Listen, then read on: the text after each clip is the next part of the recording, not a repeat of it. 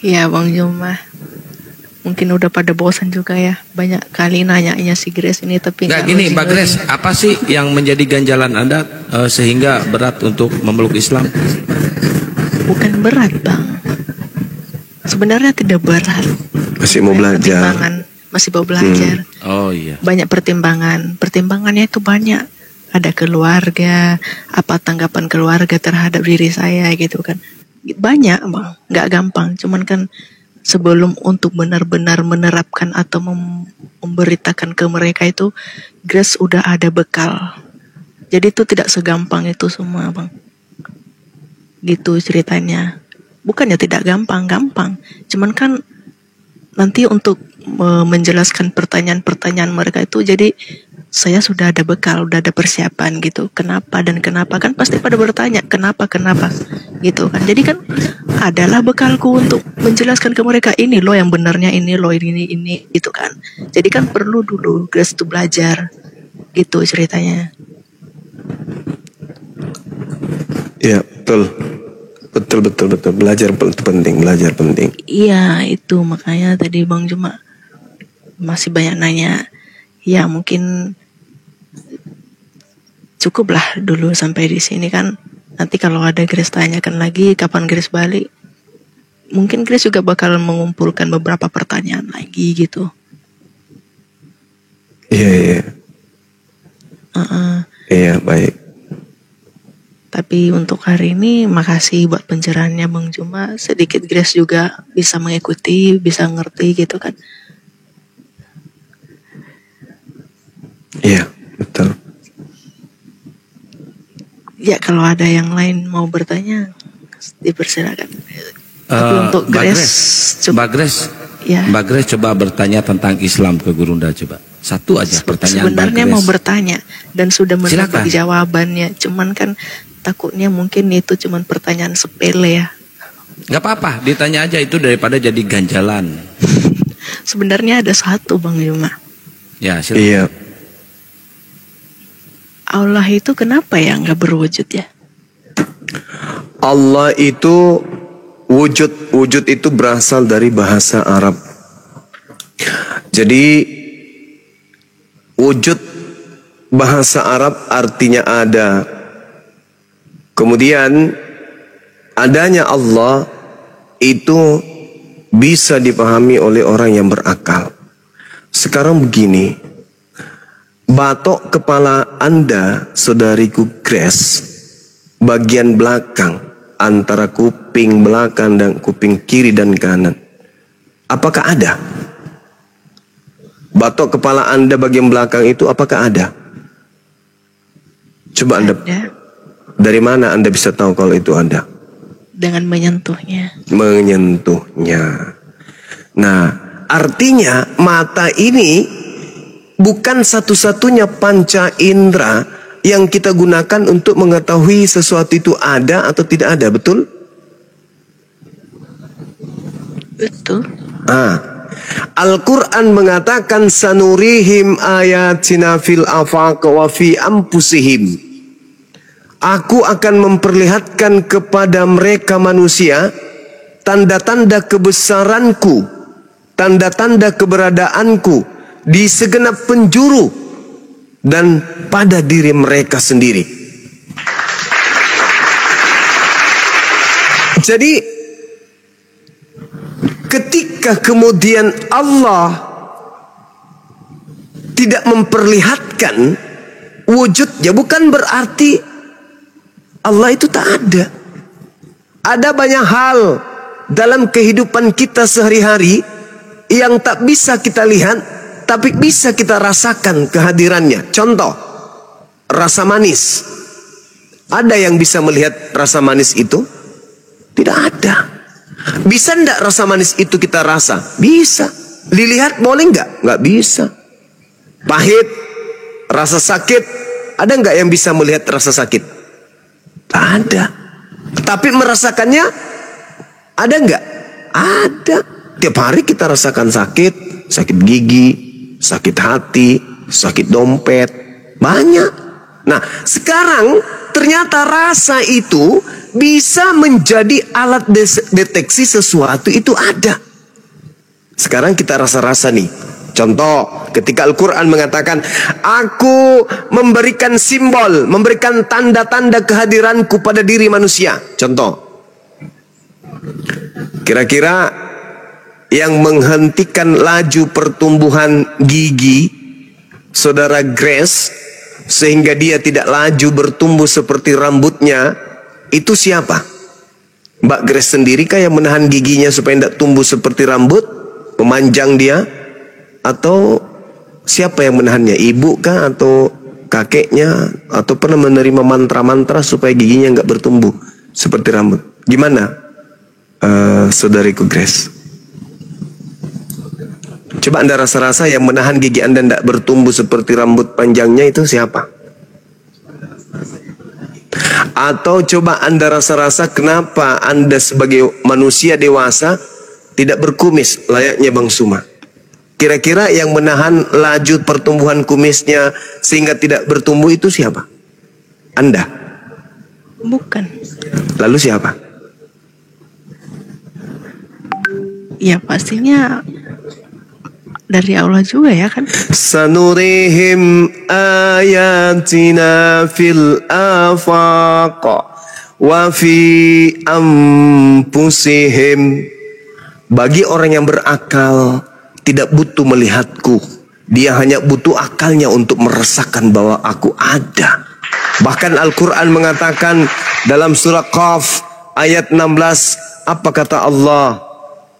Walaqad khalaqnal insan wa na'lamu ma tuwaswisu bihi nafsuh wa nahnu aqrabu ilaihi min hablil warid.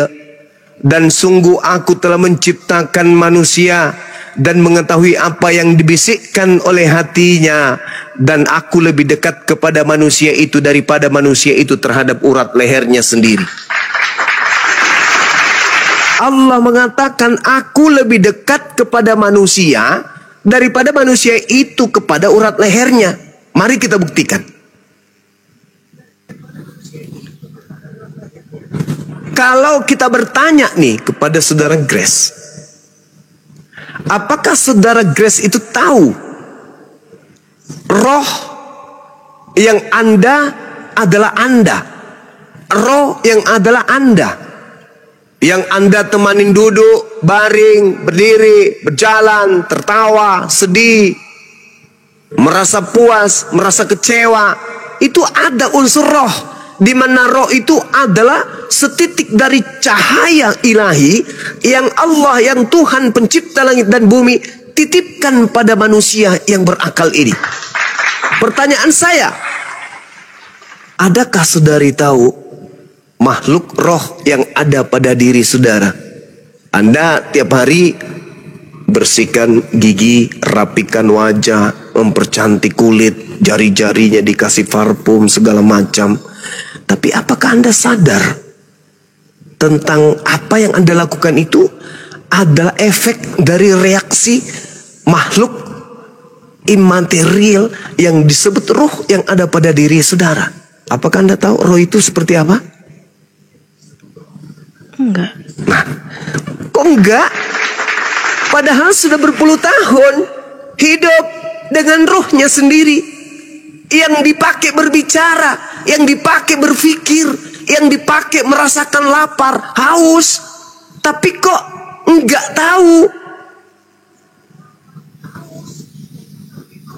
Itulah yang Allah katakan, walaqad khalaqnal insan wa na'lamu ma tuwaswisu bihi nafsuh wa nahnu aqrabu ilaihi min hablil warid.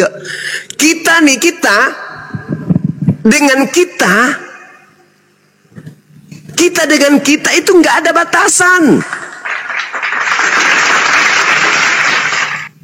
Yang tahu tentang Grace adalah Grace.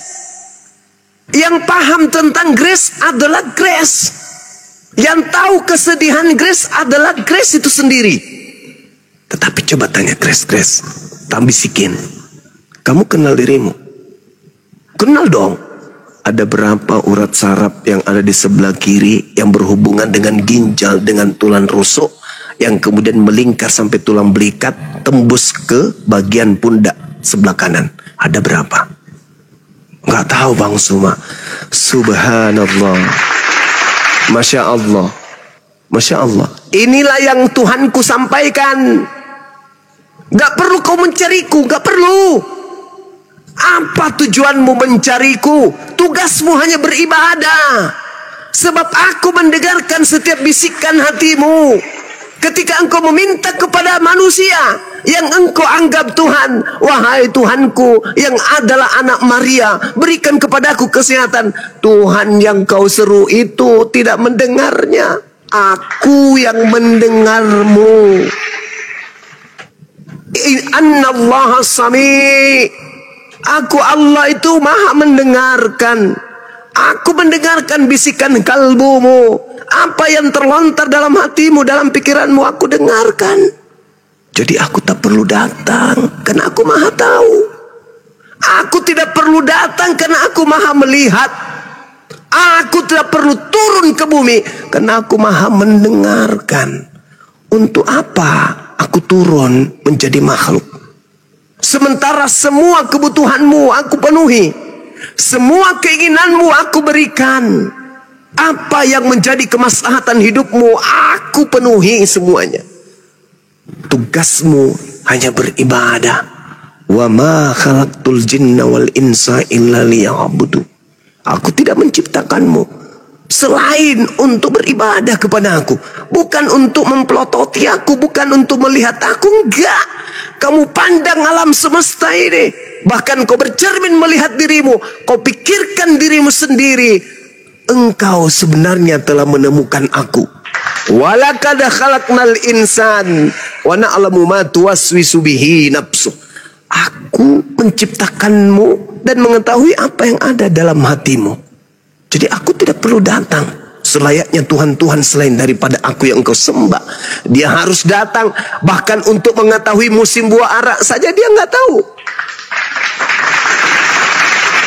Disebabkan karena memang dia bukan Tuhan. Dia bukan sainganku. Dia ciptaanku. Dia hambaku yang kau lantik menjadi Tuhan menggantikan aku. Di mana akalmu kau simpan? Ketika kau menatap wajahmu, kau melihat foto-foto gambarmu. Dulu kau seenggo bayi, kemudian menjadi anak, menjadi remaja, menjadi dewasa. Sekarang tambun menjadi wanita yang cantik. Dari mana kau dapatkan hidungmu itu? Siapa yang mengatur pergerakan nadimu? Siapa yang mengatur kemudian ritme suaramu? Siapa yang mengajarkan kamu kemudian itu semua? Aku. Tapi kenapa engkau membelakangiku? Kamu mengatakan aku tak ada karena kau tak mampu menatapku. Bisakah kau menatap akalmu? Bolehkah kau mengatakan kau tidak punya akal disebabkan kamu tak mampu melihat akalmu? Sedangkan dengan akalmu kau mampu menaikkan, menerbangkan besi yang bertonton beratnya. Engkau mampu memperjalankan benda-benda yang tak bernapas, yang tak berruh dengan akalmu. Tetapi kau tak mampu melihat akal itu. Akalmu saja kau tak mampu melihatnya. Bagaimana aku yang maha besar? Nah, itu jawaban Al-Quranul Karim. Sehingga Al-Quran mengatakan bahwa umat Islam hanya diberi tugas kemudian untuk memberi peringatan. Innama tunziru manittaba'a dzikra wa khasyar rahmana bil ghaib fabashshirhu bimaghfirati wa ajrin karim. Sesungguhnya engkau hanya memberi peringatan kepada orang-orang yang mau mengikuti peringatan dan takut kepada Tuhan yang Maha Pengasih walaupun mereka tidak melihat Tuhan tersebut. Jadi di Islam itu, saudari Grace, karena sadar bahwa hatinya senantiasa dilihat oleh Allah, ungkapan-ungkapan, bisikan-bisikan kalbunya senantiasa dilihat oleh Allah, dan disadari sepenuh hati oleh umat Islam, maka hati umat Islam itu kecenderungannya jarang yang munafik. Orang yang beriman, saudara Grace, jangankan mereka kemudian bermaksiat, Mereka bersetubuh dengan pasangan mereka saja. Kalau mereka benar-benar orang yang beriman dan takwa dan takut kepada Allah, mereka tidak bugil. Mereka tidak mau dilihat oleh malaikat.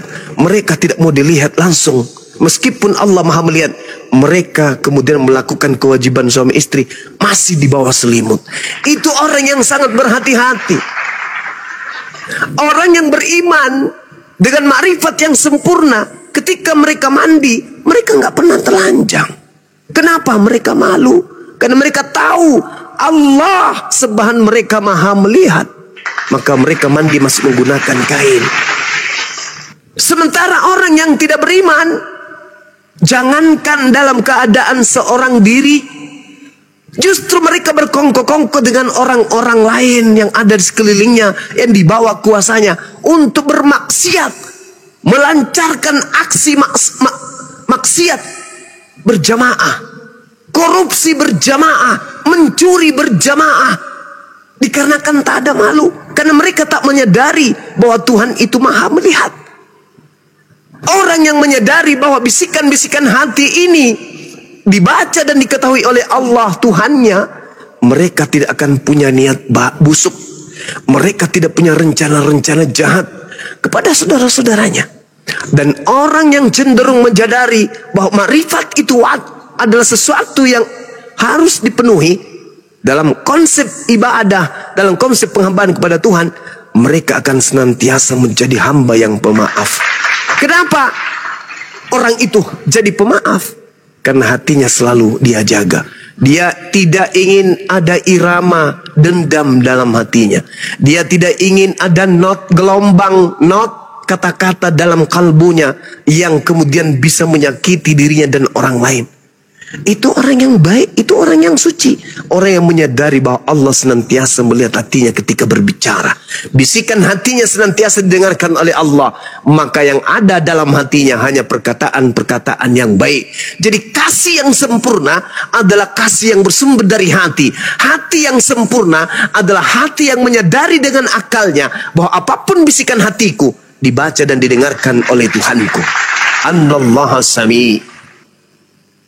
Pencipta langit dan bumi, Allah Maha mendengarkan. Jadi itu tadi, ketika Anda bertanya, kenapa Tuhannya umat Islam bisa dilihat? Segala sesuatu yang dilihat itu adalah makhluk. Di alam ini ya, segala sesuatu yang dapat dilihat itu pasti makhluk. Makanya dikatakan di dalam kitabnya orang Yahudi, Keluaran 33 nomor 20, dan juga di dalam Yeremia 10 nomor 6, 2 Samuel 7 22, tidak ada yang serupa dengan Tuhan. Laisa kamitslihi syai'. Tidak ada yang serupa dengan Tuhan. Ketika Anda memejamkan mata, mengambil pulpen, mengambil kertas putih, lalu Anda mencoba untuk menggoreskan wujud Tuhan. Anda tutup mata, Anda goyang-goyangkan pulpen itu, oh inilah wujud Tuhan. Anda goyangkan, goyang terus. Karena tidak mungkin Anda ingin menyerupakan goresan tangan Anda dengan makhluk yang ada. Seperti sapi, kambing, rumah, gedung, jalan. Tidak mungkin. Maka Anda mencari gambar yang tidak serupa dengan apapun. Anda coret terus. Setelah Anda buka mata, ternyata Anda buka mata Anda. Ingin melihat bentuk Tuhan yang Anda gambarkan. Ternyata yang ada di atas kertas adalah gambar benang kusut. Apakah Tuhan segambar dengan benang kusut? Tidak mungkin. Laisa kamitslihi syai'. Tuhan pencipta langit dan bumi tidak serupa dengan apapun. Maka cukup kita sadar Tuhan Maha melihat kita. Tidak perlu kita yang melihat Tuhan. Toh alam semesta ini sudah ada. Maka Allah mengatakan, aku menampakkan kebesaranku di segala penjuru. Jadi tidak perlu kita mencari Tuhan. Karena Tuhan ada memenuhi segala penjuru. Kita duduk, Tuhan ada. Kita baring, Tuhan ada. Tidak ada yang lolos dari pengawasan Tuhan. Allahus samad. Kita tergantung pada Tuhan. Walam yakul lahu kufuwan ahad. Tidak ada yang serupa, tidak ada yang menyamai Tuhan itu. Oleh karena itu, ya nggak perlu cari Tuhan. Karena Tuhan ada. Tuhan itu mau melihat. Apa yang kita lakukan, Tuhan melihat. Jadi tidak perlu kemudian kita mencari. Mana Tuhan itu? Enggak. Dengan adanya kita, bukti adanya Tuhan. Karena kita ini adalah bukti jejak Tuhan. Apa bukti Tuhan itu ada? Adanya kita. Karena mustahil sesuatu yang ada diciptakan oleh sesuatu yang tidak ada. Meskipun pencipta itu kita tidak lihat, tetapi dia wajib ada. Nah, inilah yang ada di Islam. Bahwasanya Allah pencipta langit dan bumi itu maha melihat, sedangkan kita tidak maha melihat, sehingga kita tidak mampu melihat hal-hal yang gaib. Rasa manis aja kita tidak bisa lihat. Rasa kecut, rasa sakit tidak bisa kita lihat, hanya bisa kita rasakan. Maka dengan adanya siang dan malam, turunnya hujan, bertumbuhnya kemudian tumbuh-tumbuhan, berbuahnya kemudian pokok-pokok yang ada, pohon-pohon yang ada, bukti bahwa penjaga alam semesta itu ada. Itulah yang disebut Sang Khalik, Rabbus samawati wal ard. Demikian. Cakaruk di Indonesia. Ya, makasih Bang Juma. Iya, sama-sama. Cukup paham sih. Memang Alhamdulillah. angin tidak dapat dilihat tapi dapat dirasakan. Iya. Ya, mungkin Gimana? itu saja sih Puas, pertanyaan. Mbak Grace? Iya, puas dengan jawabannya. Dan memang saya sudah memang tahu jawabannya itu, cuman kan Grace mau mendengarkan dari Bang Juma lebih detailnya itu seperti apa. Tapi contoh yang cuman Grace bisa dapat itu kemarin seperti angin tadi, perumpamaan angin. Angin cuman dapat dirasakan tapi tidak dapat dilihat. Gitu. Iya. Ya, terima kasih Saya mau Bang bertanya Juma, ke ya, Pak. Gurunda, boleh? Satu aja Gurunda. Boleh. Ini Mbak Grace ini kan lagi belajar ke Islam, tapi dia belum sepenuhnya memeluk Islam. Kalau misalkan ya, tapi nauzubillah min dzalik, Mbak Grace tidak ada umur lagi, tidak sempat mengucapkan 2 kalimat syahadat, status Mbak Grace ini gimana Gurunda? Beliau dihukumi sebagai orang yang berilmu, orang yang sedang belajar berjihad menuju kepada kebenaran. Kalau murni dia ikhlas belajar gitu ya. Artinya cahaya hidayah itu sudah ada. Tanpa mengucapkan seperti itu? Ya, karena Anda sudah meyakini bahwa pencipta langit dan bumi itu satu, dan kebenaran mutlak absolut pasti ada, sehingga menghantarkan Anda untuk belajar tentang Islam.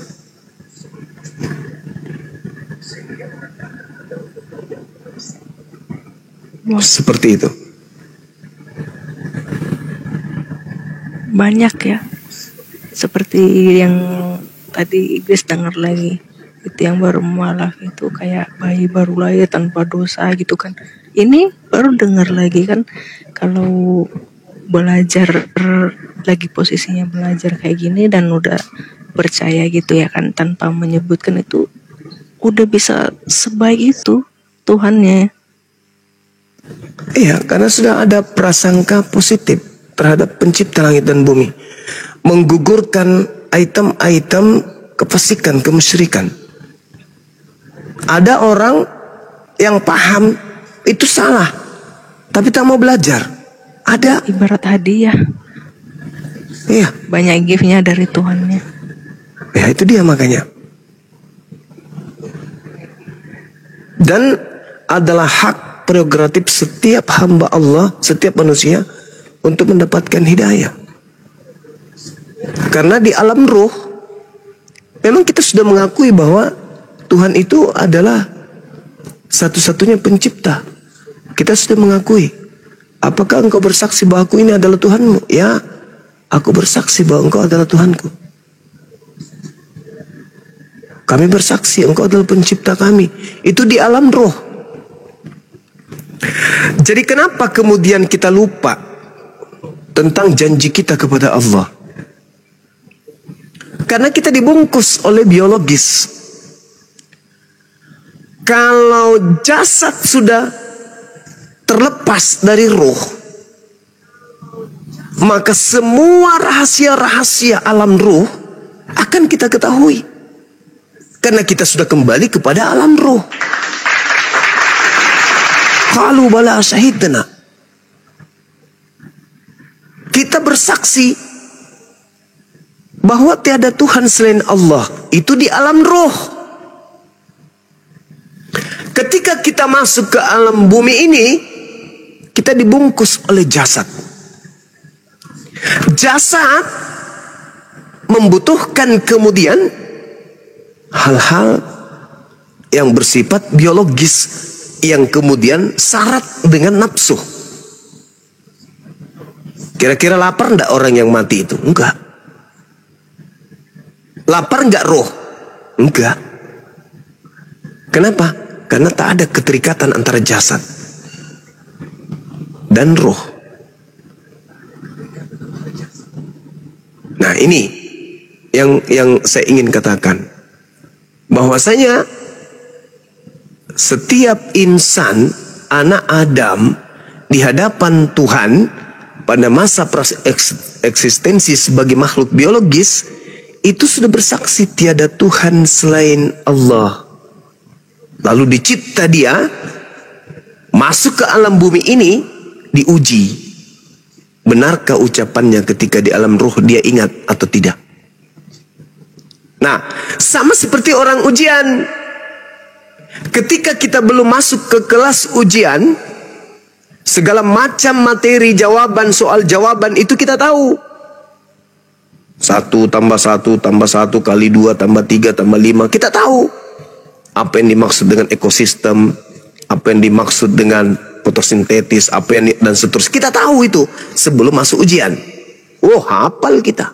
Hafal. Semua jawaban, rumus-rumus kita hafal. Begitu masuk di meja ujian, apa yang terjadi? Ini kan sudah kupelajari, tapi apa ya jawabannya? Aku lupa gitu loh. Lupa dan seterusnya. Kenapa itu bisa terjadi? Karena kita sedang diuji. Begitu lonceng berbunyi, tanda selesai ujian keluar, barulah kita tersadar, tepuk jidat. Oh iya ya, aku jadi ingat jawabannya itu ini, jawabannya itu ini. Kenapa? Karena kita sudah bukan lagi di zona ujian. Begitulah alam ruh, begitulah ruh kita ini. Begitu masuk ke tubuh, kita lupa akan dari mana kita berasal. Seperti apa dulu kita di alam ruh. Begitu keluar, berpisah dengan jasad, baru tersadarkan. Inna lillahi wa inna ilaihi rajiun. Makanya dikatakan, matinya orang yang beriman, itu adalah ibarat bangunnya dia dari tidur. Dia bangun dari tidur. Sorry. Hidupnya orang-orang yang kafir itu seibarat tidur, nanti dia terbangun pada saat dia mati. Jadi ketika dia jasadnya sudah berpisah dengan roh, baru dia tersadar. Waduh, kenapa waktu di bumi saya nyembahnya ke ini, bukan kepada Allah Tuhanku. Jadi semua kita ketika lepas dari ruh, keyakinannya cuma satu, la ilaha illallah. Karena tak ada lagi jasad yang mempengaruhi kita. Tidak ada lagi jasad. Semuanya sudah kembali dalam bentuk roh. Nah, berbeda ketika kita mau masuk ke dalam surga atau neraka, jasad dan ruh kembali disatukan, lalu dibangkitkan untuk dihakimi oleh Allah. Saya kira begitu. Cakaruduni Indonesia. Mudah-mudahan apa yang kita perbincangkan pada subuh hari ini bisa menjadi edukasi ilmu yang bermanfaat, terkhusus kepada saya sendiri. Demikian para sahabat, Indonesia sudah mengantuk. Mudah-mudahan kita dalam keadaan sehat walafiat semuanya. Amin. Amin. Amin ya Allah. Semoga Mbak Grace bisa membedakan mana manusia, mana Tuhan.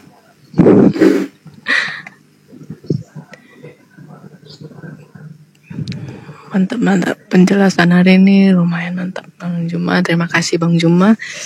Sama-sama. Tapi jujur saja Bang, iya, sekarang yang ada di depan saya ini bagaimana menghadapi keluarga saya. Cara saya menghadapi keluarga saya, itu tantangan berat bagi saya. Ya itu sih memang keluhan-keluhan teman-teman. Banyak keluarga betul. Apalagi karena saya kan anak gadis pertama, gimana menghadapi keluarga itu? Pasti bakalan banyak pertanyaan-pertanyaan dan pasti murka lah gitu kan. Grace saja udah ngebayangin bagaimana reaksi mereka. Itulah itu. Dari mana? Dari Grace Katolik, Protestan?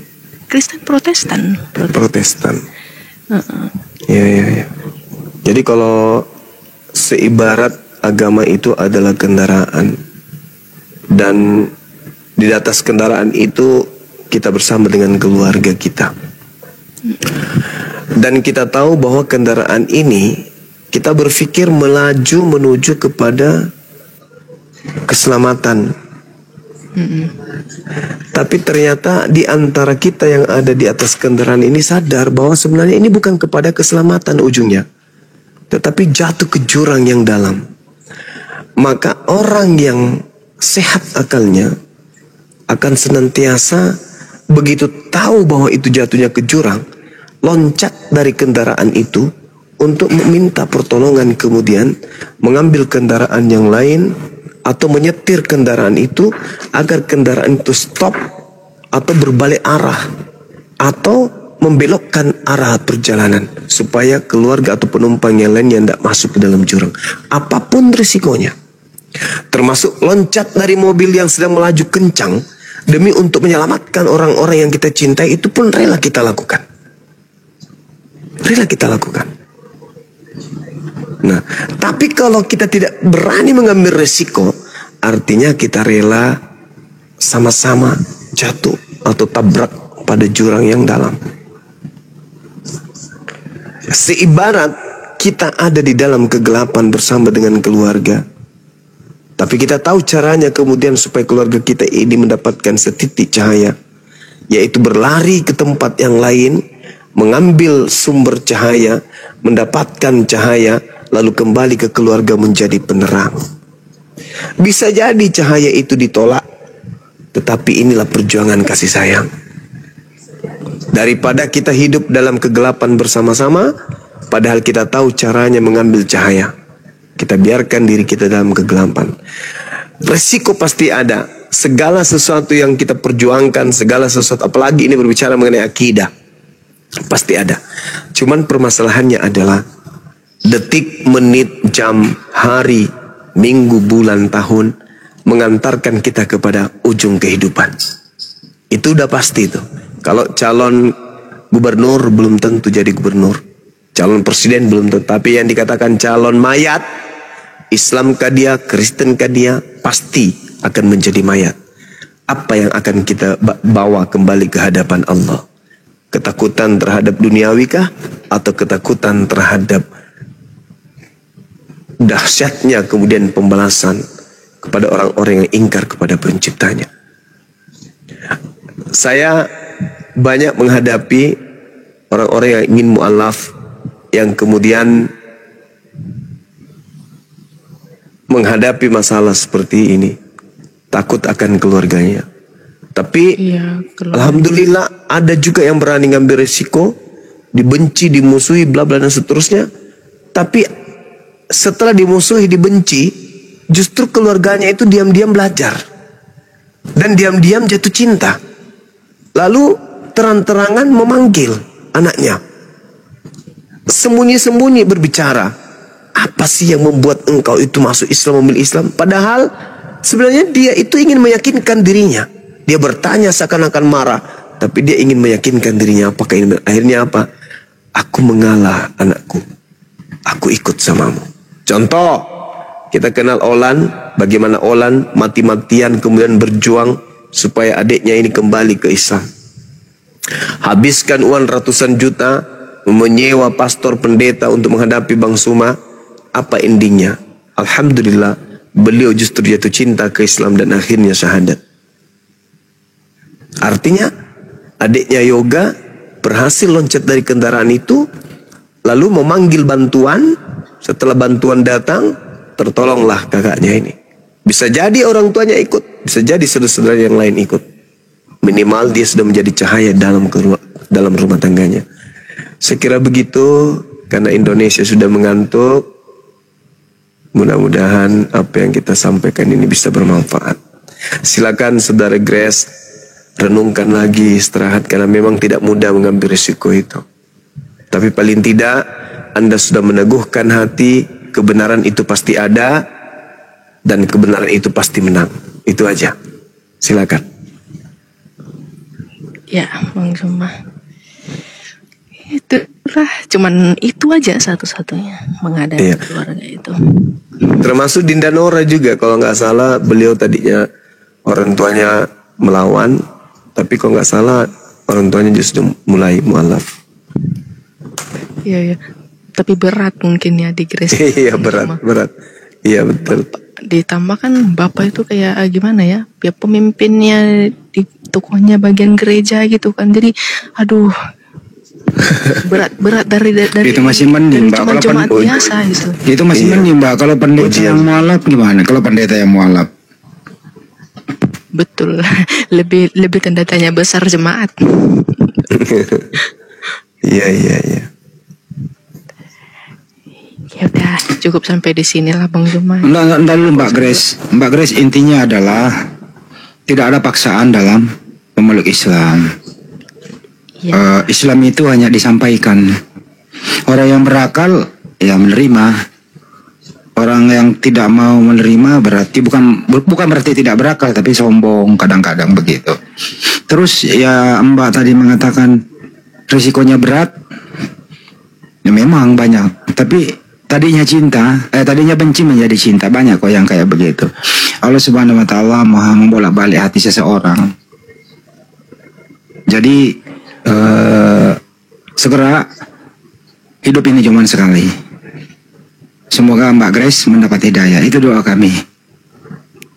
Amin. Ya, terima kasih buat semuanya. Terima kasih juga buat ilmunya, pencerahannya dari tadi apa ya sampai sekarang, sampai pada bosan noten juga yang dari bawah, yang lain-lainnya juga dapat bosan banyak kali pertanyaannya, tapi nggak malah nggak syahadat gitu kan. Anda bisa, entar dulu Mbak Grace, Mbak Grace, Anda mau mendengarkan kisah Adik Ferry yang pakai nama saya juga nih, sahabat Andis Lebes nih. Beliau juga mualaf, bagaimana kisahnya waktu dia memeluk Islam, ketabok sama orang tuanya apa seperti apa. Silakan kalau mau berbagi sama Grace Per. Iya Kak Grace, dalam kenal Kak Grace. Iya, sebenarnya yang disampaikan Bang Andi tadi benar Kak Grace, bahwasanya kan kita hidup itu kan satu kali. Jadi itu ketika kita meninggal kan kita sudah nggak punya kesempatan untuk mengambil hidayah. Kecil suaranya. Oh iya, ini dengar nggak Kak Grace ya? Jauh. Jadi itu gini Kak Grace, bahkan Al-Quran itu mengatakan wala tamutunna illa wa antum muslimun. Janganlah engkau meninggal itu melainkan dalam keadaan Islam. Kurang kecil. Ketika kita masih, ketika aku kan dulu dari Katolik Kak Grace, aku dari Katolik, kebetulan aku tuh sekolah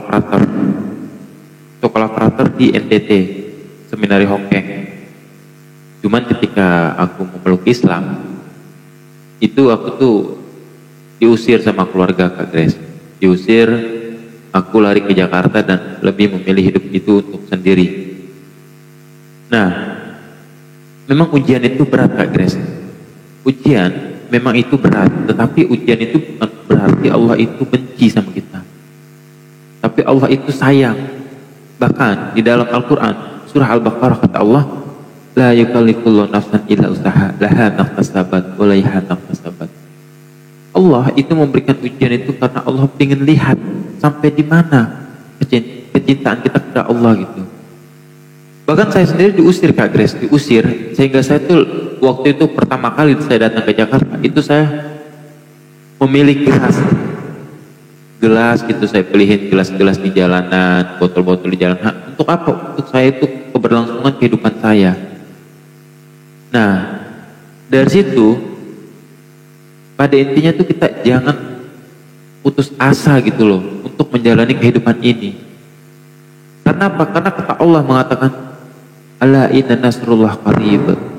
Allah itu pertolongan Allah itu sangatlah dekat, janganlah kita putus asa gitu. Nah kebetulan tadi kan Bang Hadi juga mengatakan bahwasanya selagi kita masih hidup itu Kak Grace, kita nggak tahu kapan kita meninggal. Bisa jadi ketika kita turun dari Komal sini, di mana kita kan Bang Zuma tadi sudah menyampaikan sekian, hampir 1 jam itu, dan kita nggak tahu. Karena apa? Karena kata Allah dikatakan bahwasanya setiap yang bernyawa itu pasti akan mati. Setiap yang bernyawa itu pasti akan mati, Kak Grace. Dan kita nggak tahu kapan kematian itu datang kepada kita.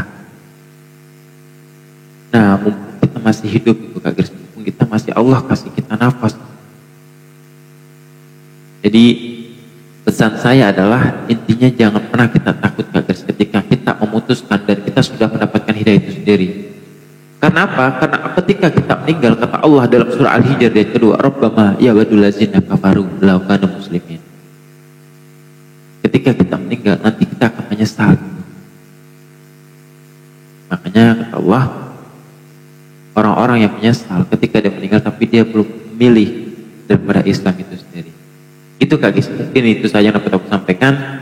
Jadi kebetulan tadi Bang Zuma juga sudah menyampaikan panjang lebar dan kita nggak tahu kapan kematian itu datang kepada kita. Intinya coba kita pikirkan itu baik-baik. Itu saja mungkin Kak Gis. Oke. Surat Tur kurang jelas. Betul saya punya coba. Ya udah sekarang itu. Giliran Mbak Nora lagi deh. Mbak Nora berkisah. Bisa. Mbak Nora bangun. Mbak Nora. Udah nggak ada. Mbak Nora. Atau Kang Dito juga mualaf. Kang Dito silakan. Insya Allah. Siap.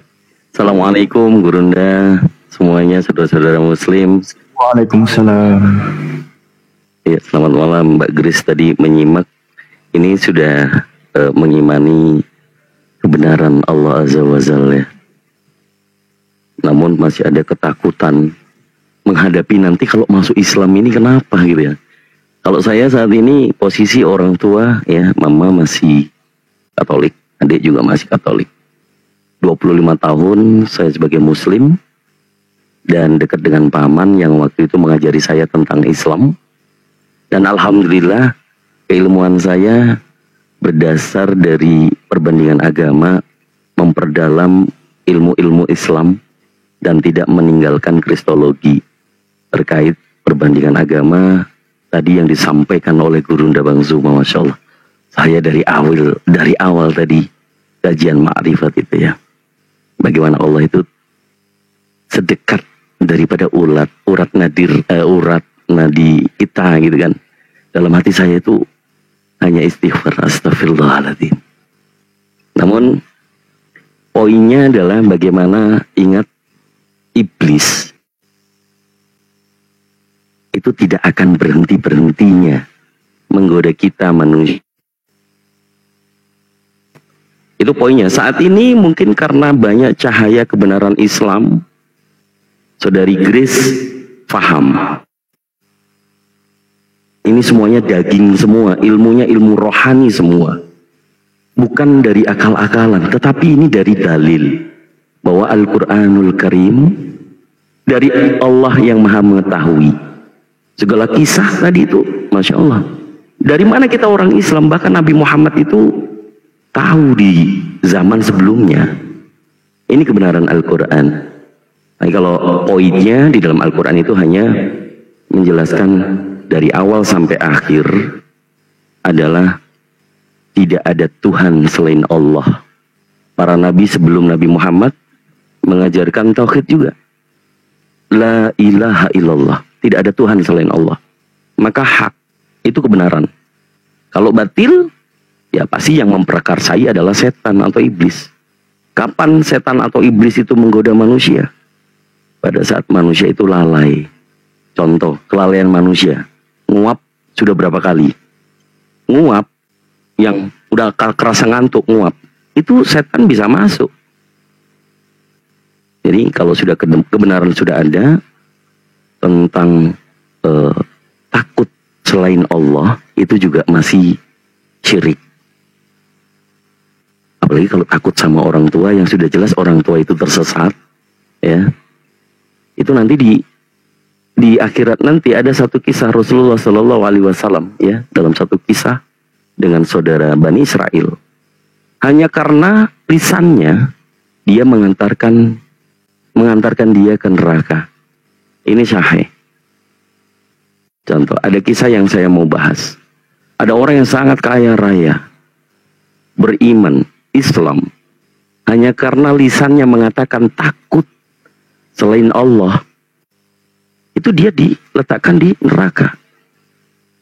Nah, ceritanya mungkin agak sedikit sambil bergurau ya. Karena ternyata manusia ini, orang ini ya, fulan ini kaya raya, rajin sedekah, hartanya mungkin 7 turunan gak akan habis, istrinya 1, anaknya banyak. Begitu meninggal, sudah pasti husnul khotimah. Pada saat ditanya oleh malaikat, marrobuka, manabiyuka, mandinuka, lolos semua. Pada saat sudah ditetapkan mau untuk ini calon surga, ditanya lagi sama malaikat, ya fulan, kenapa kau sudah kaya, pahalamu banyak, sedekahmu banyak? Terus ditanya lagi, kenapa istrimu 1? Ya malaikat, saya takut sama istri saya. Sini dulu, minggir dulu. Ini kamu harus dibersihkan dulu. Nah, seperti itu.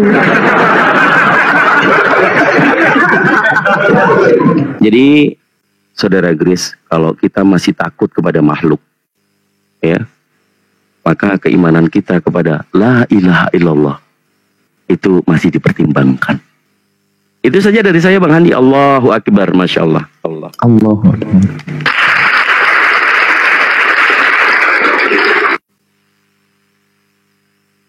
Alhamdulillah.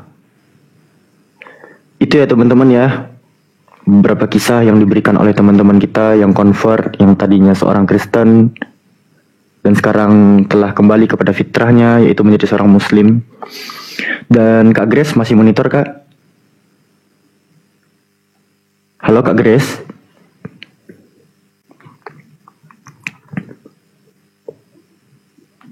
Wah, sampai ketiduran Kang Dito, Kak Grace-nya. Ya, no, Itu ada. Ceritain malas abang lah. Masya Allah. Malas cerdas Bang Alfi ini. Masya Allah. Bukan. Alfi bukan seorang mualaf, Alfi disclaimer dulu. Tapi Kak Grace, yang harus Kak Grace ketahui ya. Jaringan. Iya, yang harus Kak Grace ketahui juga ya, apa yang Kak Grace pertanyakan malam ini. Jaringannya, Kak. Jaringan. Justru menjadi wawasan, menjadi tambahan ilmu kepada kami semua, menjadi wawasan yang baru kepada kami semua, menjadi pengetahuan yang baru untuk kami semua, Kak Grace. Dan Alfi hanya ingin memperkuat narasi saudara-saudara Alfi yang tadi, bahwasannya kullu nafsin za'iqatul maut, setiap yang bernyawa itu akan merasakan kematian. Terlepas daripada itu, kami hanya menyiarkan tetap pada batasan la ikraha fid din, tidak paksaan dalam Islam, dan terkait hal apa yang akan menyulitkan. Allah berfirman pada surah ke-94, fa inna ma'al usri yusra, inna ma'al usri yusra. 2 kali Allah mengulangnya, bahwa sesungguhnya di balik kesulitan itu ada kemudahan, enggak? Apapun itu, segala nikmat telah diberikan oleh Allah, terlepas dari apa-apa permasalahan yang dihadapi oleh hamba-hambanya. Selagi hamba-hambanya itu bersandar mengharapkan kepada keridhaan Allah, insya Allah segala macam masalah, keberatan yang dipukul oleh pundak hamba-hambanya, Allah permudahkan dengan semudah-mudahnya. Itu aja dari Alfi itu. Silakan. Amin. Kak Grace. Saya pernah diskusi sama teman-teman Kristen ya. Beliau 2 hari mualaf dia. Cuman beberapa kalimat begini bunyinya. Sang pencipta itu, atau kalau kami di Islam, Allah Subhanahu wa Ta'ala itu memerintahkan hambanya untuk mencintai semua para nabi, termasuk nabi yang terakhir, Nabi Muhammad SAW, dengan seluruh syariatnya. Manakala ada orang percaya mengutuk nabi, menista Nabi, terus kemudian yang berhubungan dengan nista-nista itu tidak mengakui pula para nabi, ini ya, dengerin baik-baik, dia akan dimintai pertanggungjawaban. Jadi lepaskanlah itu Mbak Grace, jangan sampai menista, mengutuk apalagi satu nabi saja. Itu Mbak Grace, semoga tercerahkan. Makasih. Iya. Iya Terima benar. kasih buat Kak Grace. teman-teman atas Grace. pencerahannya. Izin Oh, Kak iya, Grace. Pak. Jadi tuh yang dikatakan Bang Handi itu gini Kak Grace. Ada dalam surah Ali Imran di ayat ke-31 kata Allah, "Qul in kuntum tuhibbunallah fattabi'uni yuhibbukumullah wa yaghfir lakum dzunubakum wallahu ghafurur rahim."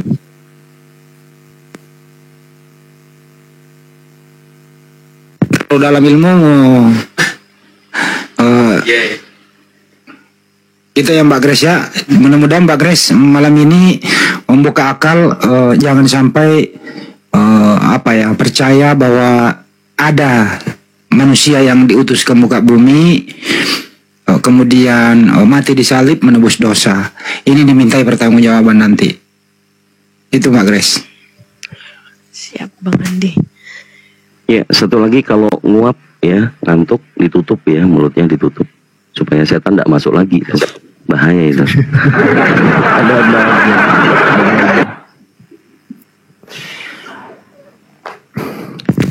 Afala yatadabbarun.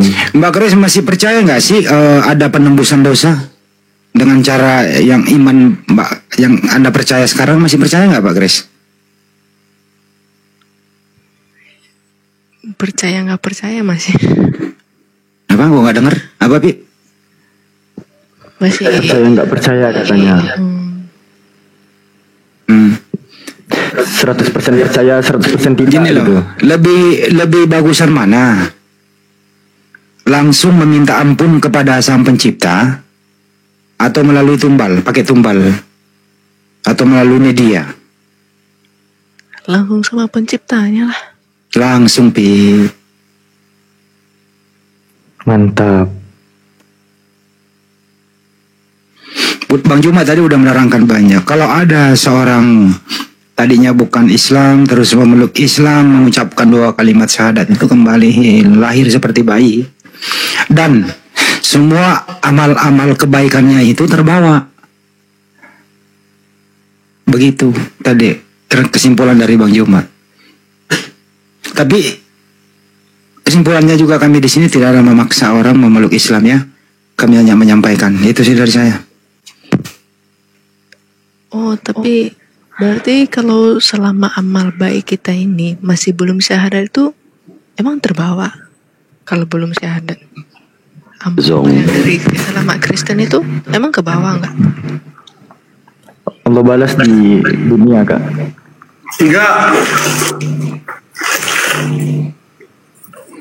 Si pertanyaannya kok nggak ada kecil sih suaranya. Iya, amal baiknya itu akan dibalas Allah langsung di atas dunia Kak. Tetapi untuk permasalahan akhirat, Allah alam bisawab. Ya, kita sebut saja zong gitu loh.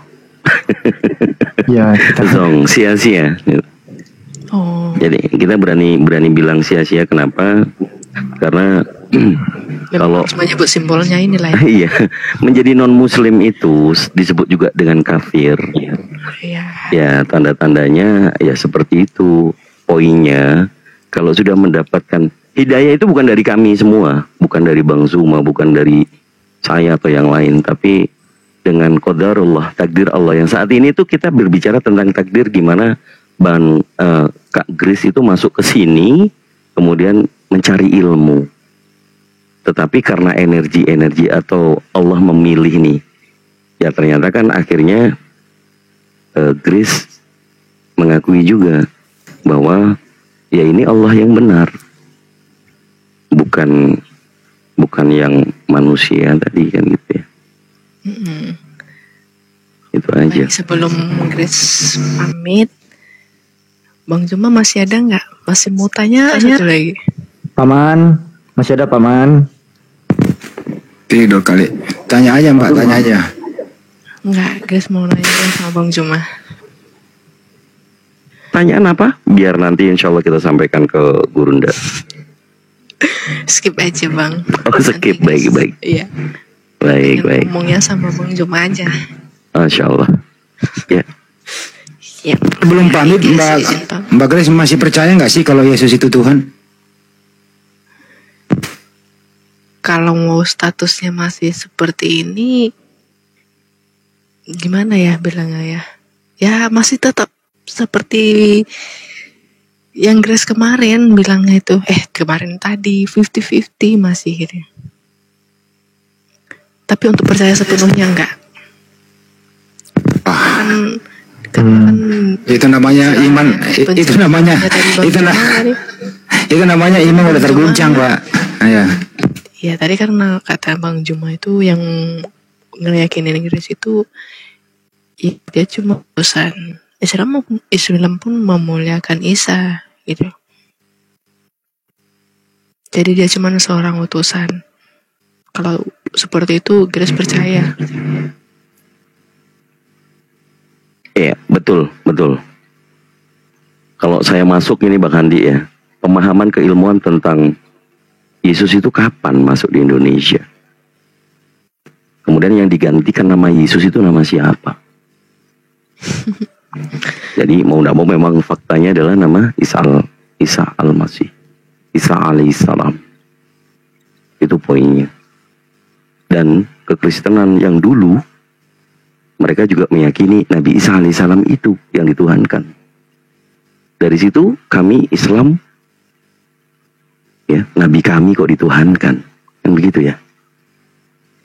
Jadi jangan dibulatkan lagi, jangan dibungkusin lagi bahwa Yesus itu bukan Nabi Isa. Tetapi di keseluruhan Bible tadi udah Gurunda Bang Zuma udah menyampaikan ada Nabi Isa alaihissalam yang lain, Yesus yang lain. Kami orang-orang mu'alaf meyakini bahwa kami yang ternyata juga memuliakan Nabi Isa, tidak meninggalkan Nabi Isa. Tidak komplit iman kita kalau tidak mengakui Nabi Isa alaihissalam adalah utusan Allah. Ya, supaya menggenapkan dari 50 sudah jadi 75, sisa 5% adalah orang tua. Insya Allah doa kami semua untuk saudari Grace ya, tetap teguh dengan yang tadi disampaikan. Allahu Akbar.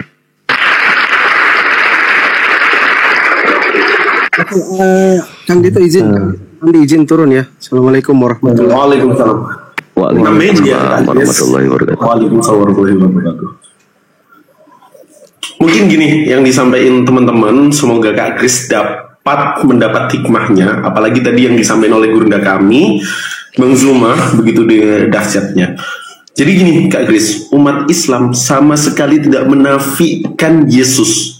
Tetapi umat Islam, Kak Grace, pahami baik-baik, memposisikan Yesus selayaknya dia diposisikan. Jadi ketika Yesus sendiri berkata bahwa dia hanyalah utusan yang diutus oleh Allah kepada domba-domba daripada Israel, Matius 15 ayat 24 Kak Grace, kita menganggap hal itu demikian.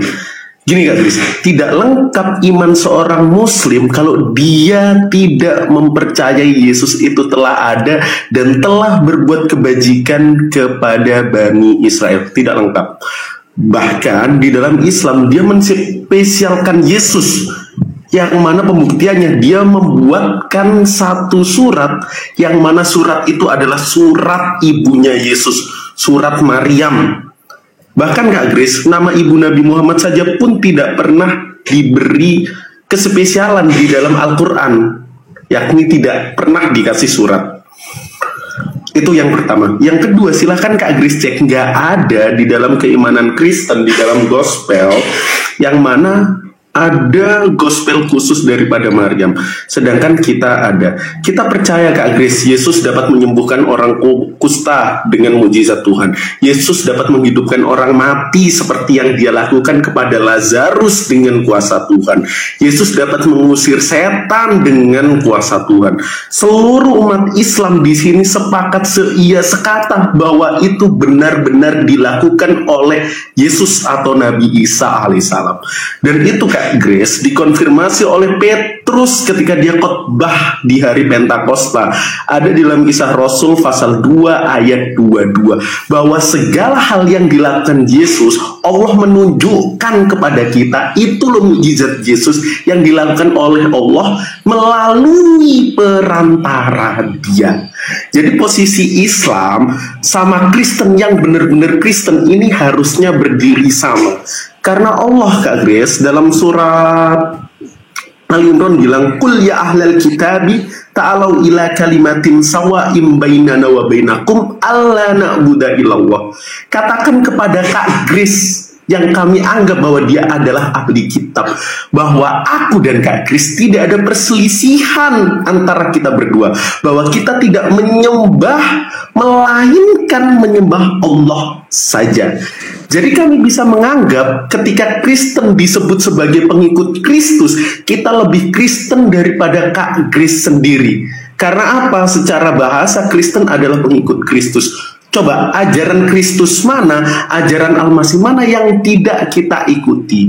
Al-Masih di dalam Matius 4 ayat 10 menyuruh menyembah Allah. Kita Muslim, Goldian, Bang Zuma, Alvin dan teman-teman sebagainya juga menyembah Allah yang diutus Yesus.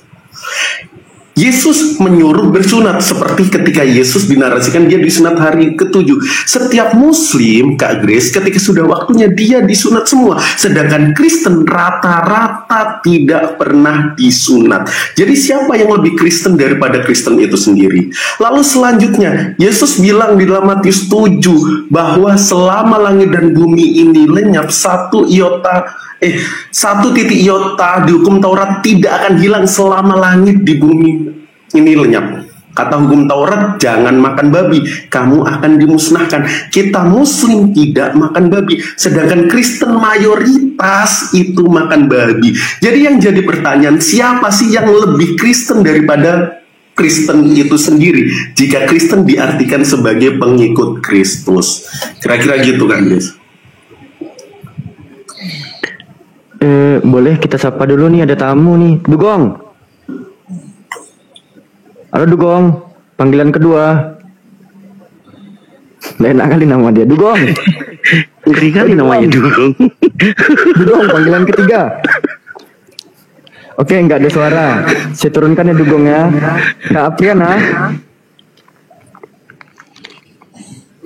Kak Apriana, panggilan kedua.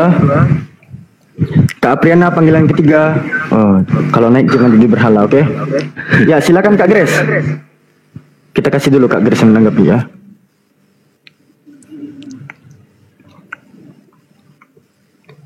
Ngantuk Kak Grace. Cerdas, jadi moderator yang bijaksana. Dugong itu di bahasa Sundanya bagong.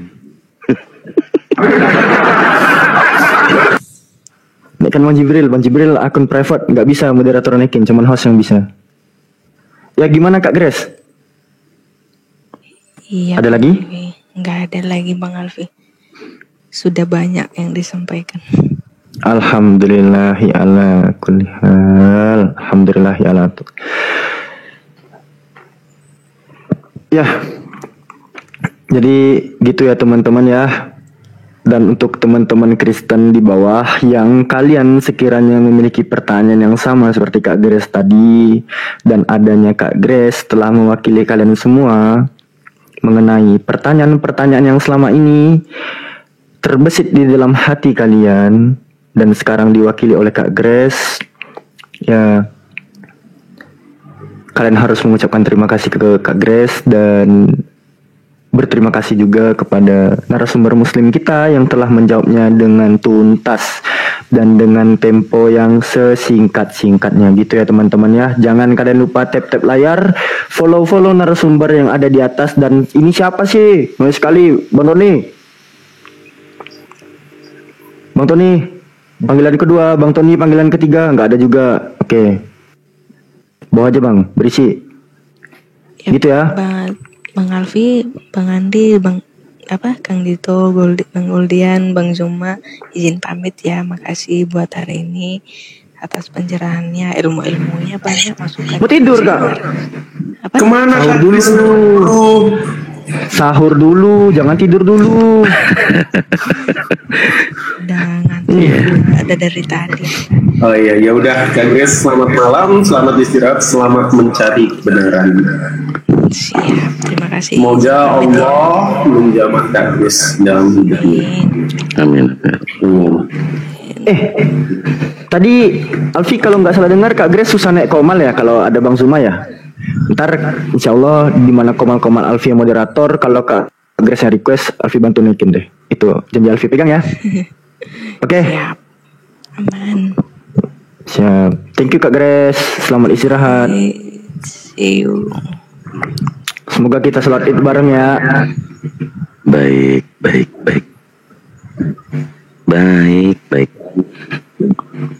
Loh, bukan, ini kita lagi pembuktian. Baik, pertama